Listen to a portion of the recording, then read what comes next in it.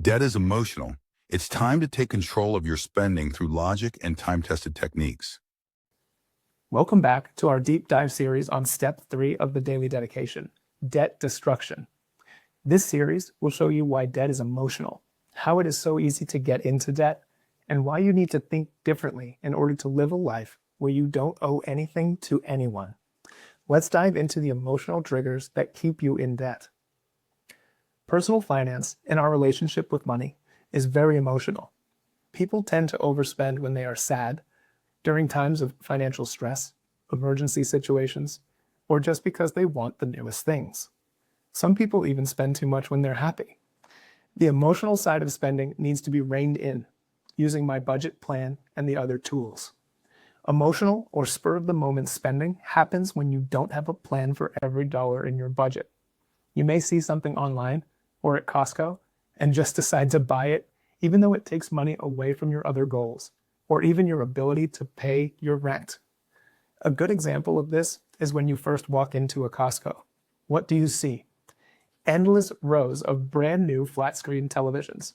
The TVs aren't there by accident. People are more likely to buy the shiny new electronics, especially when they are positioned right up front and center. You go in for toilet paper and paper towels, and you leave with a new $600 TV just because it was there and you wanted it. If you've ever been on Amazon and they advertise Prime Day deals or extended sales for this reason or that, you end up buying discounted stuff that you don't need with money that you don't have, simply because it is on sale. You go out to buy socks and undershirts for work at Target, and you leave with over $100 of things in your basket. Did you really need the seasonal themed pottery, candles, and 2 more funny coffee mugs? At the grocery store, you go in hungry, big mistake, and you end up spending over $100 when you just went in for bread, milk, and toothpaste.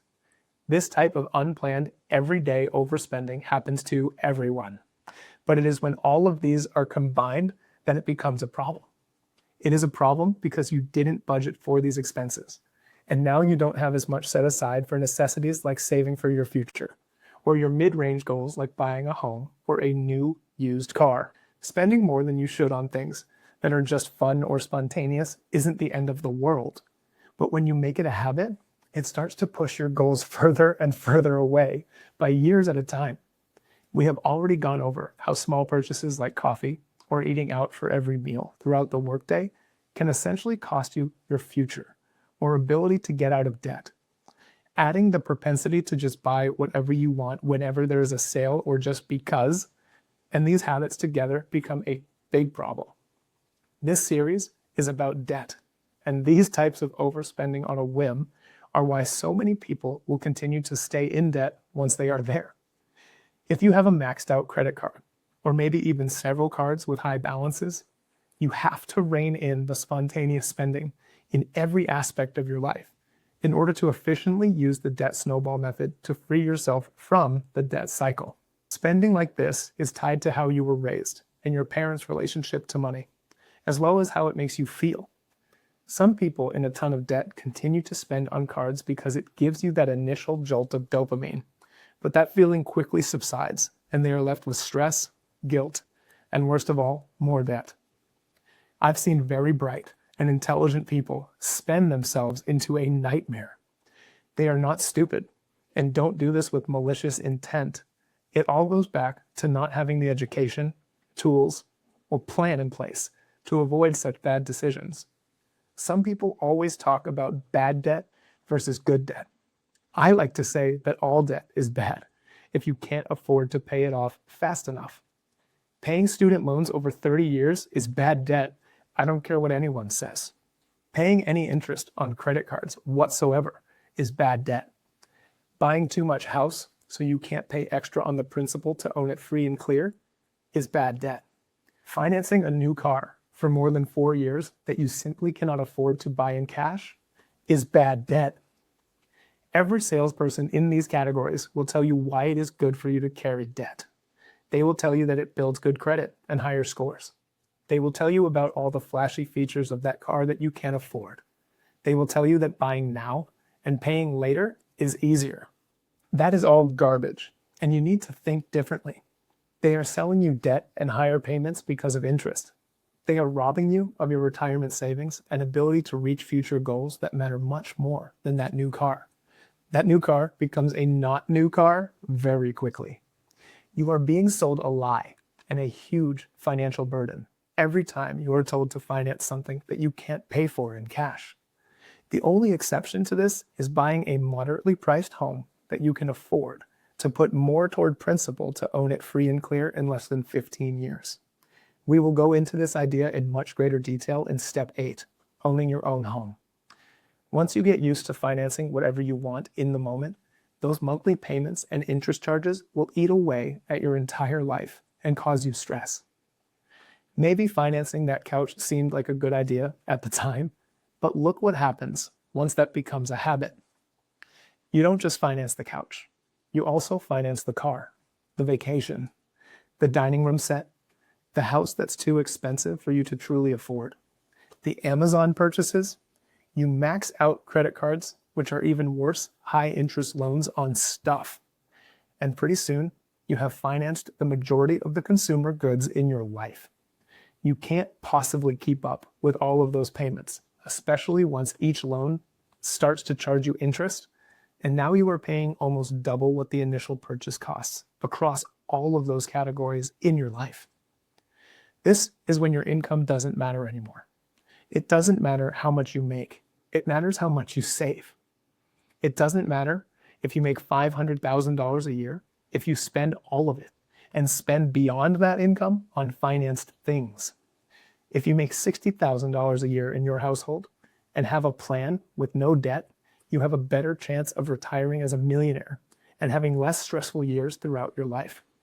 We have talked about lifestyle creep, when your spending increases to match any increased income. When this happens, the raises don't matter because nothing more is being saved. When you get a raise and continue to live within your means, increasing savings, then you are truly gaining control of your financial life. People want more because it is human nature.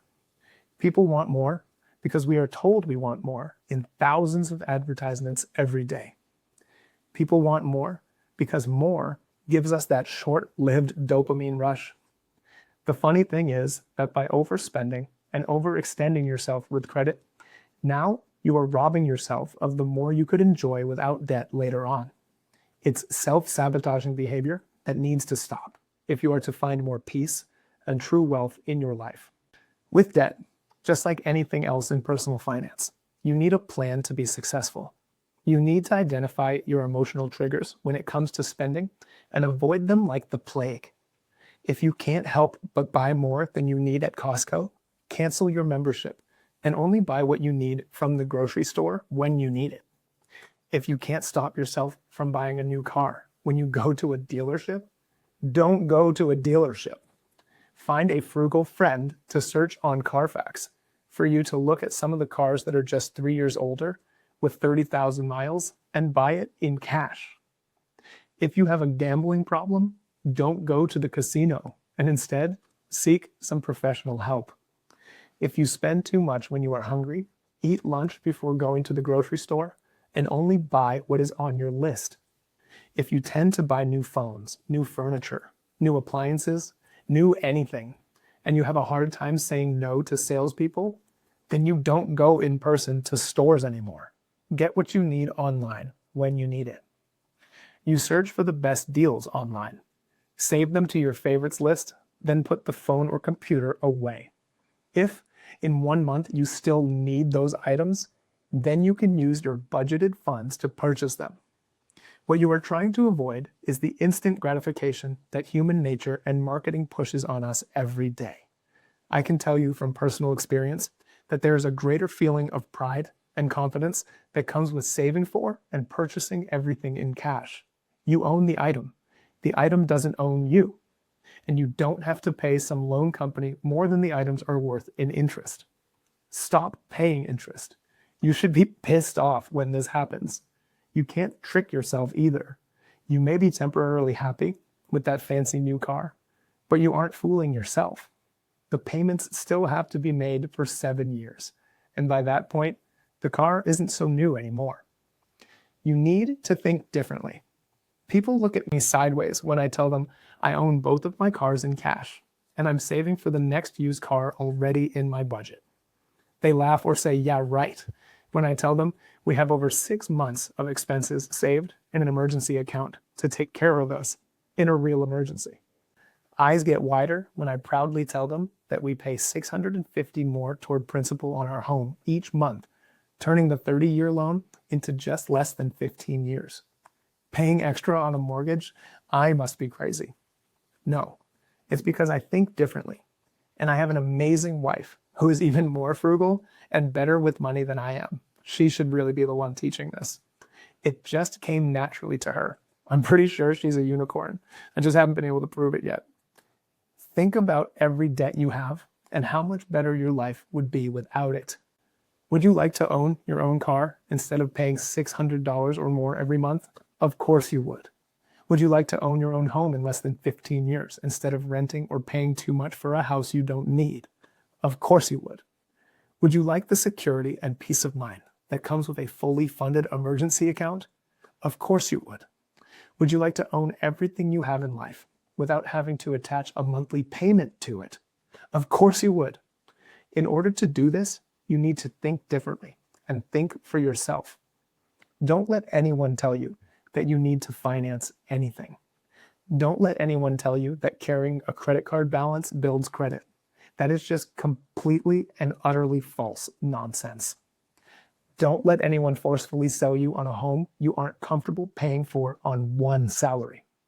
The idea here is to protect your money, but in doing so, you are protecting your heart and your mind and your freedom as well. You will fight less or not at all about money when it is completely in control with a solid plan. Once you have debt snowballed your way out of credit card debt and gained the spending discipline that you never thought possible, it is time to truly jumpstart your future. At this point in the Daily Dedication, you have completed 3 of the most difficult, foundational steps of this process. You have fully insured yourself, protecting against financial catastrophe. You have built a brick-by-brick financial blueprint and understand how to give every dollar you make an assignment to better your life. Now, most impressively, you have destroyed your debt, freeing up money you never even thought was there. Using this same debt repayment money you have used to get out of debt, we are now going to apply it to setting you up for a life of financial freedom. Daily Dedication action steps. Right now, look back at the previous 3 steps.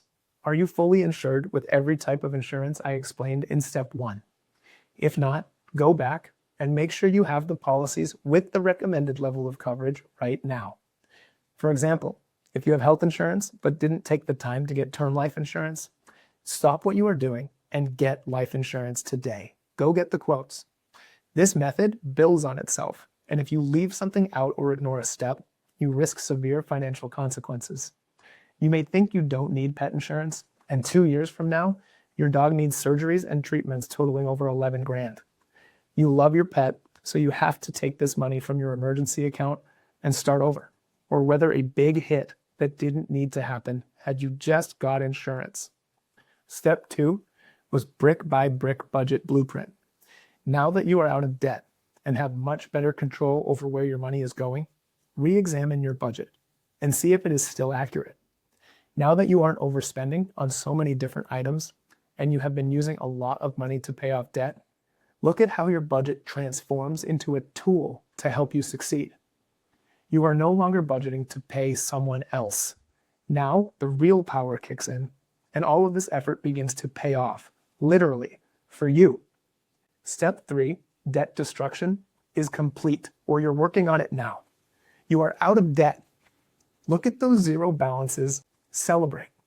Do something you truly love, and high-five your nearest friend, dog, or partner. You have paid off thousands in debt, and can now focus on setting up a bright and amazing future. So many people are in debt and need mentorship, coaching, and guidance to help them achieve what you just did. Now, you are a debt-destroying expert, and you can be that helpful influence in other people's lives. In the next step of the Daily Dedication, we will be fully funding your emergency account. Remember that $500 to $2,000 you saved at the beginning of this journey, just to catch you if something were to go wrong? It's time to turn that into 3 to 6 months of living expenses based on your budget. Your budget is already made, so that number should be very easy to find. Treat your emergency account goal as if it was a debt that you just paid off and continue to fill the account with your debt repayment money and any other money you can free up from anywhere else in your budget. If you get a tax refund this year, guess where it is going? Your emergency account. Your grandmother just sent you a card with $25 in it. Guess where that money is going? You get the idea. It's now time to stop paying others and begin to truly pay yourself first. Let's get into step 4, the final step of your foundational section of the Daily Dedication. Save yourself. How to fully fund your emergency account so you never have to reach for the credit card again. You're the one in control.